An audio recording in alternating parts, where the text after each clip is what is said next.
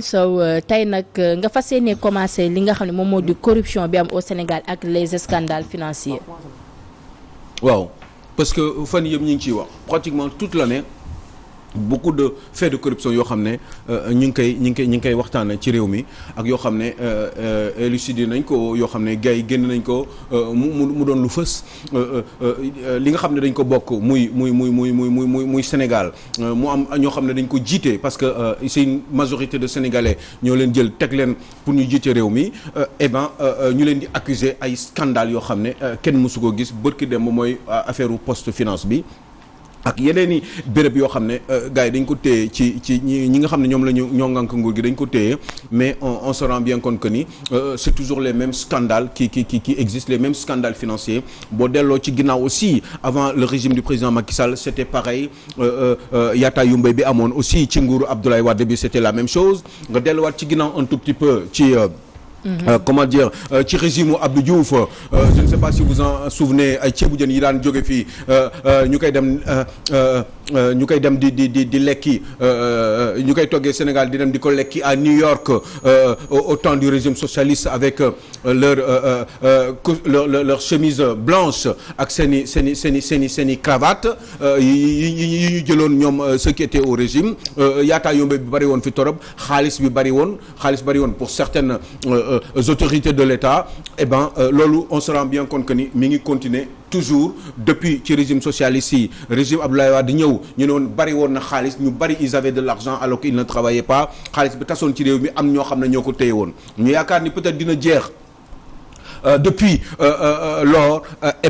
beneen régime amaat changement am ñu ne dañu bëgg ay changement on se rend bien compte que toujours il y a des scandales financiers moom ay directeurs généraux yoo xam ne dañu téye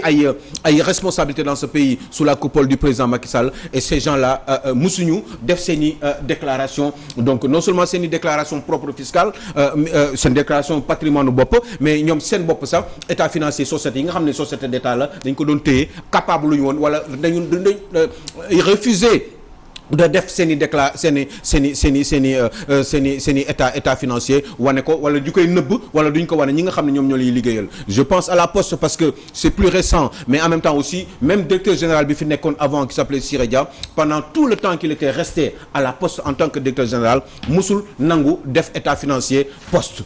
sans doute c'est normal parce que problème yooyu xëy na moom moo continué woon ci suuf yooyu lañ doon nëppal ba tey ji nii moom un autre directeur général am keneen koo xam ne aussi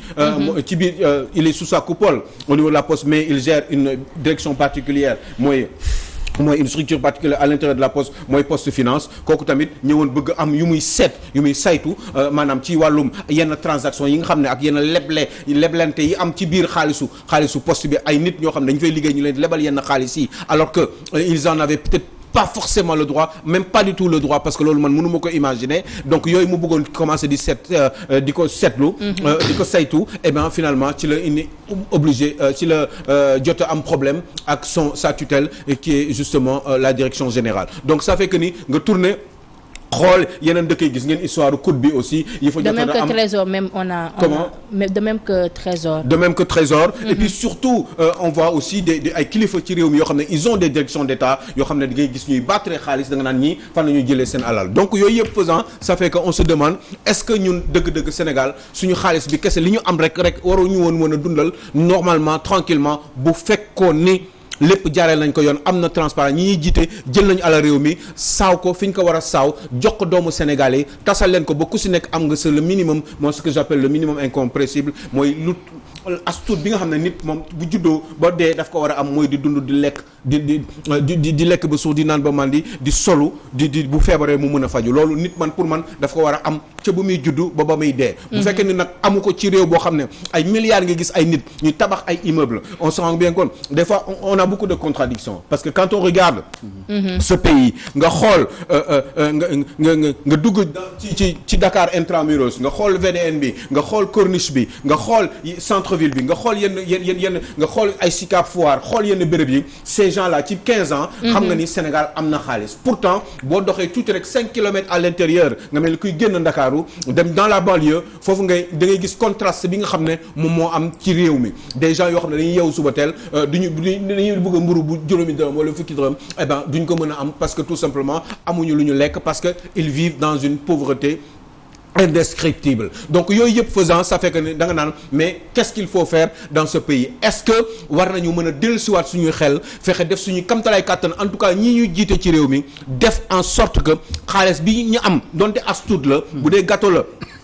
bu dee 1 kilo la ñu seddoo gâteau bi ñun ñëpp ku nekk am ci le minimum boo xam ne war nga ko mën a am mais il se trouve que ce n'est pas du tout le cas dans ce pays-là parce que on se rend bien compte que ni y a une partie de ce pays ay nit ñoo xam ne pour man motuñu 1000 matuñu junni mi nit ci fukki millions ak juróom-ñaar ñoo téye alal réew mi téye xaalisu réew mi di ci def lu leen neex di dem di voyager di jënd ay kër bitim réew di yóbbu seen i doom yi di toppatoo seen i jabar di leen ubbil ay boutiques parce que tout simplement ils sont directeurs généraux d'une société d'État donc yooyu yëpp faisant te ñooñu kenn mënu leen contrôler kenn mënu leen vérifier kenn mënu leen wax xaalis bi fan nga ko jëlee kenn on a le droit de rien juste les laisser ñu toog ci seen direction continuer di yaataa yu mbéy ba ëllëg bu ñu fi jógee mën na continuer bu la neexee sax bu ñu liggéey fii ngay gis un directeur général un ministre de la République en Afrique au Sénégal en particulier da ngay nekk ministre ba sa diir boo fa jógee même bu fekkee ne juróom benn weer nga fa def sax wala 1 an boo paree dootoo liggéeyati bu la neexee ba ilaa yow mi diin parce que tout simplement jot nga engranger beaucoup d'argent wax leen ma un homme politique d'envergure au Sénégal bu yàgg di téye ay postes de responsabilité dans ce pays là yàlla def mu daanu nekk ci opposition bi laaj leen ma lan lay liggéeyee tey par exemple un exemple parce que aussi dañuy waxtaan et je voudrais qu'on réfléchisse ensemble est-ce que gis ngeen un homme politique bu nekkoon ci nguuru Ablaye Wade bu nekk dans l'opposition à moins que après mu sonn daw ci nguur gi transhumance est-ce que gis ngeen ko mu ñëw ñu ne leen kii diw la nekkoon Bakar Dia médecin la mi ngi cabinet mën nañu supposer ni mi ngi kon na di liggéey ba tey mais est-ce que gis ngeen homme politique yi nekkoon ci nguuru Ablaye Wade kenn jóge fa dem en général waxuma ay exception man taxuma wax parce que sinon kenn du ko wax ñu jógee ci nguuru Ablaye Wade pare nekk dans l'opposition. kon majorité bi ngay wax. mais forcément parce que une grande majorité. waaw. est-ce que gis nga leen. ñu jóg taxaw. c'est que la précision et les détails. ah ben non je ne le fais pas par hasard. je sais très bien ce que je fais. est-ce que gis nga leen ñu ñëw pare nekk ci opposition bi kon ne dem wuti liggéey. jamais. xool leen ma wax leen ma loolu. absolument. je sais pas moi y en a beaucoup. je sais pas. Modou Diagne Fada c'est un exemple. non ba léegi mu ngi ci nguur gi. non déet non waaw mais damay yeggali. Modou Diagne Fada. exemple j'aurais pu en trouver 36. non allez-y pour leeral Sénégalais parce que. man maa bëgg a communiquer noonu. waaw ñu xam parce que mënu ma citer ñëpp. benn lu ñëw sama bopp je le dis. par exemple il était dans l'opposition entre 2012. 2019. waaw. est-ce que yéen Sénégal war nañu mën a ñun journaliste ñun kiiwu xibaar. taskatu xibaar. est-ce que ñun war nañu mën a ñëw ñun jéem a di def ay gëstu ci ces gens-là pendant période bi mu nekkee dans l'opposition lan la liggéey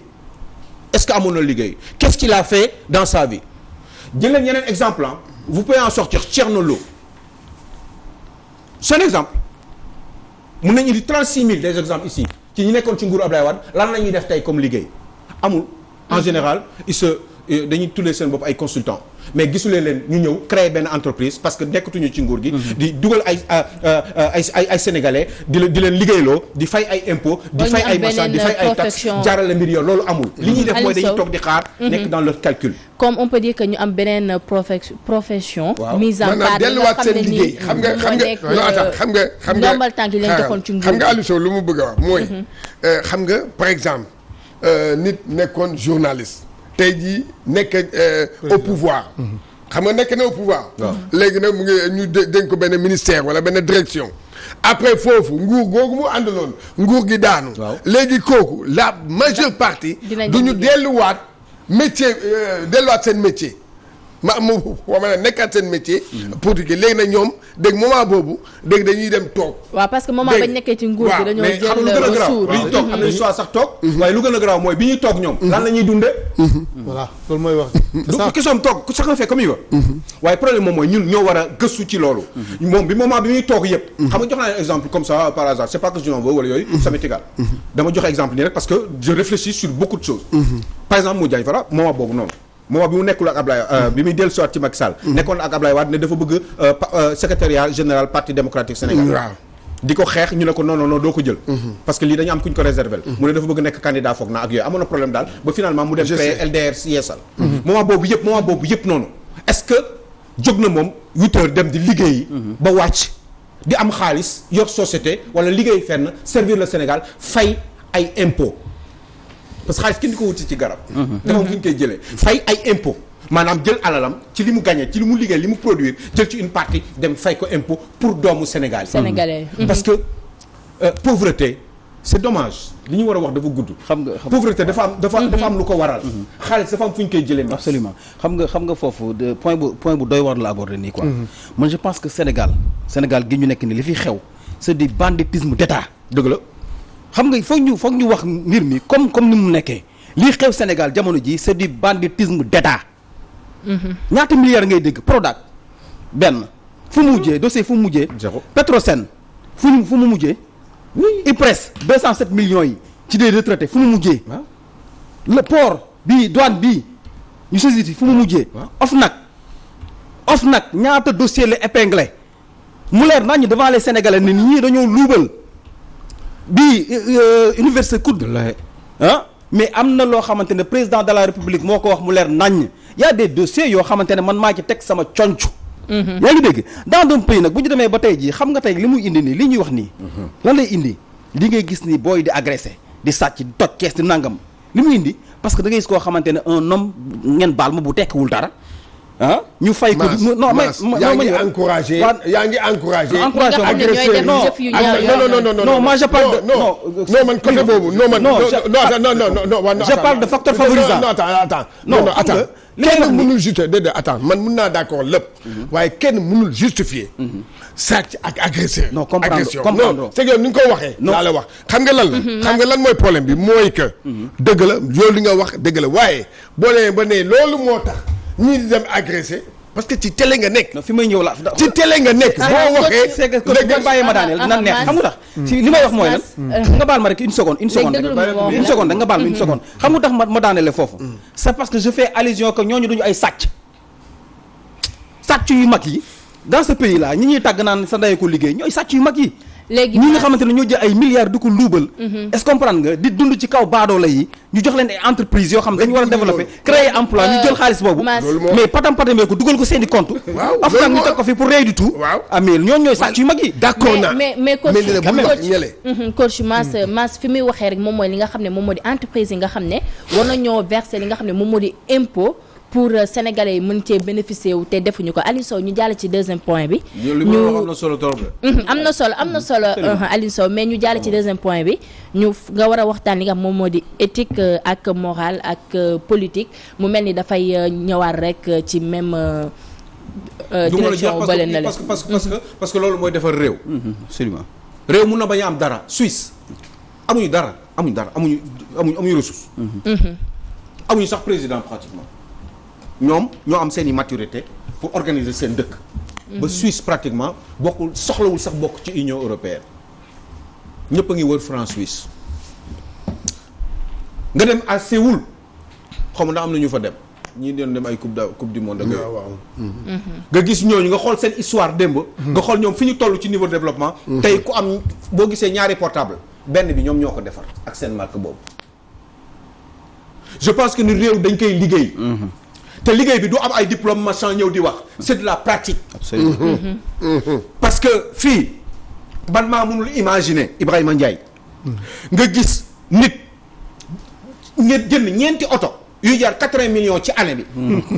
tabax immeuble 4 étages. chaque année mu tabax bu bees. di am ay terrain. kooku ci at bi mu dee mu ne moom amul lu muy déclarer pour fay impôt. sàcc la. man loolu loolu moo ko sàcc bi non loolu c'est pire que tout. parce que xaalis boobu wala impôt yooyu mu doon fay. dafa am lu fu ñu ko dañ ko waroon dajale dañ ko waroon jël ci moom mais alors par force. parce que solidarité nationale moo war a am ci réew. pour réew mën a avancer. parce que kii wax solidarité mooy ñi ngi liggéey ñi nekk ay comment dire góorgóorlu yeeg daal mooy waxambaane yi. taxaw am seen doole war a mën a produire quelque chose. dañ leen war a former ci li gën a yomb ci ñoom ci li ñu gën a mën a spécialiser gën leen neex. ndax ñu mën a produire mën a servir seen réew. te tant que ñi ngi produire ci réew plusieurs productions ngay produire may produire ñëpp di produire. bu ñu boolee loolu. somme production boobu moom mooy defar réew. ci respect ci éthique. ci morale mais ki ku wax éthique doo jël loo moomul. ku wax morale doo def lu dul dëgg. wala nga wax lu dul dëgg. wala ngay xool nit doo ko wax dëgg. américain dina wax un système je te tiens sur la barbichette tu me tiens sur la barbichette maanaam il faut système boobu mu am Sénégal. maanaam damay téye sa sikkim nga téye sama sikkim ñuy xoolante. boo xefee ma xef su ma xefee nga xef loolu taxul man ma ñàkk confiance ci yow wala nga ñàkk confiance ci man. parce que kenn warul bàyyi kenn mu def lu ko neex. on est dans un pays où un président de la République. moo tax boo gisee gars yi di xeex nii yëpp franchement je leur en veux ces hommes politiques là. boo gisee ñoom ñëpp nag. boo gisee dëkk bi nii gars yi di xeex pour nekk président de la République parce que boo nekkee président de la pratiquement yàlla ngay doon prérogative yi ngay am capacité de buum ak buum bi ngay am loolu bu ñu ko wàññi woon kenn dootul xëccoo président de la République. absolument boo gisee ñu koy def nii yëpp di tamante dama doom ñëpp ku si nekk nii. kenn doo mës a dégg ñu naan dañuy war a changer prérogative présidentielle yi. président benn nit kese ci réew warul mën a taxaw ne moom day moom mooy joxe. moom mooy décider. yow tey jii nii suba yow da nga war a nekk yow da nga war a nekk directeur général yow Petrosen. benn war parce que kooku bu ko war a décider war na mën a def proposition loolu amul États-Unis qui est une grande démocratie qui est une référence. président bi bu ñëwee teg benn affaire nii benn këyit ne man Ibrahima Ndiaye laa bëgg jël. pour mu lijjantil ma benn béréb. béréb boobu da nga koy jël bu fekkee ne seen béréb bu de haute importance la. par rapport ak la sécurité du pays wala sax dundinu dëkk bi ndëgërlaayu dëkk bi kooku dañ siy jël dem jox ko ay député. député yi mooy le congrès Sénat ak chambre des représentants réunis mooy congrès bi ñu toog ñu ne leen yéen dama bëgg man lii laa bëgg a def ndax ci kii laa bëgg ñu liggéey chambre congrès boobu mooy ñëw dem jël ay nit ñu enquête ci waajooju xool kooku lan la def qu'est-ce qu'il a fait qu'est-ce qu'il a gagné lan lañ koy proposé dem enquête ay nit indi leen teg leen ñu def ay proposition indi ñeneen xool ndax ñooñu ñoo gën kii président bi proposé bu fekkee ni gënu leen ñu confirmer kii président bi proposé bu fekkee ni gënul ñu ne président ñun gis nañu ko gën ci ay waxtaan te ñooñu dañ koy def en toute liberté parce que ñooñu ay députés yu wóor lañu parce que ni ñu falee président bi noonu la ñu fale noonu lañu leen falee donc dañuy am une certaine liberté une certaine indépendance d'esprit boo xam ne moo tax il faut ñu évoluer xam nga dëkk boo xam ne da nga naan diw fii lañ koy suul wala diw fii ñu koy suul maa ngi dellu soit ci affaire boobu dëkk boobu mënul dox ça ne peut pas avancer ce pays va forcément en reculant parce que tout simplement dafa am ay priorités yoo xam ne gars yi jóguñu si xam nga di xëccoo franchement mais ku dee doo leen ko ñaanal mu dem àjjana mais ngeen koy xëccoo fi ñu ko war a suul quoi nga xam ne bis dina jot adduna bi yàlla day tourne day wëlbati suuf si suuf soosu ñuy tëdd ñun ñi ñëpp yàlla bis dina jot mu wëlbati ko ñu war nag jàkkaarloog moom subhaanahu wa taala waaw loolu su daree am yéen da war a ngeen xëccoo ci loolu nit am moo am importance nit mbaax ci biir te mbaax kenn du ko laal kenn du ko toucher donc à un moment donné moi je pense que ni il faut que ñu changer suñuy jikko yi changer mais plus de xaw ma 100 ans ngeen di wax ay waxu diw bi fële nañ ko war a suul diw fële nañ ko war a suul mais xam nga dëkk boobu mais nan ngay toogee di xalaat naan comment je vais faire pour que Ibrahima Ndiaye am gëneel comment je vais faire pour que Masmoub am gëneel dëkk boobu doo ko tal parce que xam nañu tal mi c'est dañ koy wax sax njëxiñ boo fekkee dañuy ñaan parce que ñoom dañ ko fekkee rek bu ñu dee après grawul on verra avec Dieu te pourtant da nga war a sóoraale moi quand je pense que ni le maréchal Haussmann boo demee y a des boulevards Haussmann partout à Paris surtout les grands boulevards le 7e et cetera à Paris boo gisee ñu naan la nga dem école ñu lay jàngal au lycée première ñu naan la ñu histoire ñu naan la kan mooy Haussmann kan mooy Haussmann ñu wax la Haussmann moo doon maréchal bi nga xam ne c'était un ingénieur des travaux publics genre équivalence boobu la woon mu ñu ko doone waa maréchal buur bi moo ko jëloon jox ko doole nekk wax ma nan la ñuy daggee Paris pour que dans 200 ans ñu xam Paris nan la mën a rafetee ñu ngi sóoraale dans ñoom bu ñu fi nekkatul nan la ñu war a def ba Paris mën a rafet mën a njaañ tali yi gën a yaatu moo tax booy seet seen kër yi ni ñu ko tabaxee même chose bi la même cadre bi la dafay jub xocc parce que kenn du xëccoo parce que leer na bu yàgg te kenn dootu ko laalati xanaa ñu jaayante ay kër te kooku nit ku nekk am nga ci liberté mais ñun xoolal suñu dëkk yi demal ay HLM Grand Yoff nga xool gars yi nu ñu iñaanee xoolal da ngay gis ku tabax këram yaa ngi ko doon wax noonu ci cadre de vie xam nga ko doon wax da ngay gis ni dañuy xëcc seen kii bi dañuy xëcc seen balcon yi xëcc seen rëdd bi pour ñoom ñu fay gaare ñoom kese seen oto parce que ñoom nee nañu fii seen wetu kër la donc tali bi ñoom ñoo ko moom pratiquement servitude rek la ñuy non c'est terrible yooyu xam nga la masse c'est la méchanceté loolu du dara xam nga lan la loolu soxor la parce que nit ñu baax boo leen gisee am na yoo xam ne warul nekk ay détails ay kër yu rafet ngay gis demal Almadi ay kër yu rafet ngay gis ay tali yu bon seen biir kër yi dafa yanji de mais tali yi bu ñu génnee ubbi seen bunt kër dugg seen xoolatuñu li seen yoon nekkuñu tali yi na nekk nu la neex na bouché seen yoon l'essentiel ñoom seen kër rek na baax c'est de l'individualisme et de l'égoïsme caractérisé ci li ngay wax noonu xam nga dafa am il parle li mu wax nii c'est tellement important parce que quand on parle d'injustice sociale engendre la violence moom lay wax ci facteur favorisant yi est-ce que comprendre nga parce que injustice sociale mooy tey ji dans un pays ñu ne dëkk bu libre lañu dëkk bu mën a dem ci émergence lañu nga gis tey jii ñu wax gabegie mal gouvernance népotisme yooyu yëpp tey jii nga gis jeunesse bi di ko toog war a am liggéey qualifié war a am fu mu dugg ñu li gën a garaaw mooy les entreprises les industries yoo xamante ne nationaux lañu ñu jël leen mais daaneel lañ ci suuf jël lépp jox tubaab bi est-ce que comprendre nga par exemple ba pare li gën a garaaw mooy nga baal ma tey jii war nañu xool comment on va faire tey jii pour régler le problème de l'emploi ñu ngi nii ci terre bi sa ñaata milliards oui tout à fait ñaata milliards tout à fait on a des problèmes dans les hôpitaux tout à fait on a les problèmes dans l'enseignement dans l'éducation tout à fait sénégalais yi am na dëkk yoo xam dañu xiif bëgg a lekk mënuñu lekk on nous parle de milliards 1500 tey jii kan moo koy paas maa ngi dégg nga baal ma incursion bu ndaw Mansour Faye le ministre Mansour Faye qu'est-ce qu'il a dit booy dugg ci terre bi attention bu ñu dugg bu ñu sol yére tilim yeeg nangam na mais kii il se prend pour qui il se prend pour qui Mansour Faye pour dire que terre bi boo ci dugg xoolal li ngay sol ak wala bu nangam suñu maire yi jaay jën bu leen neexee dugg ci terre bi